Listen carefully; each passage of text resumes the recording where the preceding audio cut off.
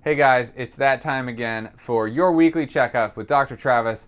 I'm a little late on this one because I was trying to bring you a very special guest, and this special guest, no matter what I tried to do, would not join me. So, better late than never.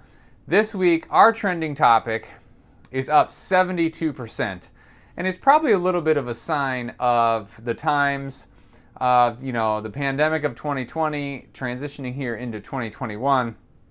And probably a little bit of uncertainty with finances, okay? But the reason I wanted to bring a guest in, because my wife has the complete opposite view probably of me when it comes to this topic. So this week we're going to talk about something called a micro wedding, which has been searched only 6,600 times in the last month, but that's up 72%. So a micro wedding, depending on which website you listen to or read, is either a wedding with about 20 people or definitely less than 50.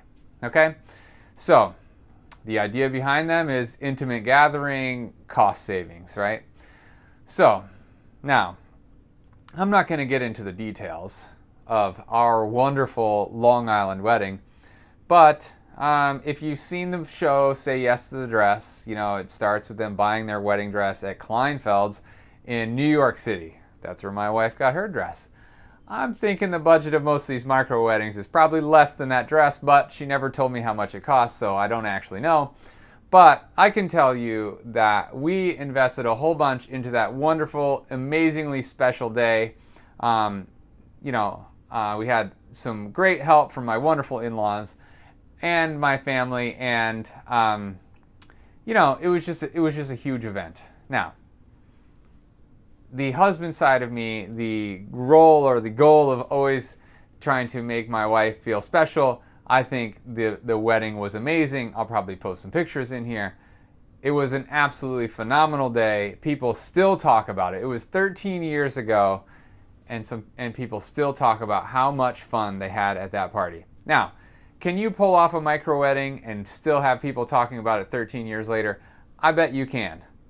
I bet you can have multiple parties if you had a micro wedding as opposed to a major, huge Long Island wedding. But I tell you what, this is something you and your wife or you and your spouse have to hash out and figure out. Should we have a little tiny wedding with just intimate gathering, or should we throw the bash of the century and have everybody come? So anyway, that's the debate. So, at the end of this thing, we always give what's Dr. Travis's opinion, and I say I'm up in the air on this one. I thought our wedding was amazing, and like I said, people have talked about it for 13 years, so I can't say I would do anything different if I were to do it again. But I understand the benefit of saving a few bucks if you wanted to do the micro wedding. So I think to each their own. This one, I'm going to have to say it's great to have a big wedding, but I'd understand if you had a micro wedding. I know that's a super political answer or wishy-washy. But anyway, I'm a little over my 3 minutes. So that's it for this week. I look forward to next week on your weekly checkup with Dr. Travis. Have an awesome week.